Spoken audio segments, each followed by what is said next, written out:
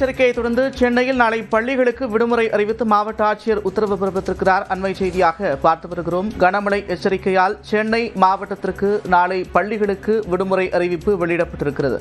இன்று பள்ளி கல்லூரிகளுக்கு விடுமுறை விடுக்கப்பட்டிருந்த நிலையில் நாளை பள்ளிகளுக்கு விடுமுறை அறிவிக்கப்பட்டிருக்கிறது. கூடுதல் விவரங்களோடு செய்தியாளர் அசோக் இணைகிறார். அசோக், விவரங்கள்.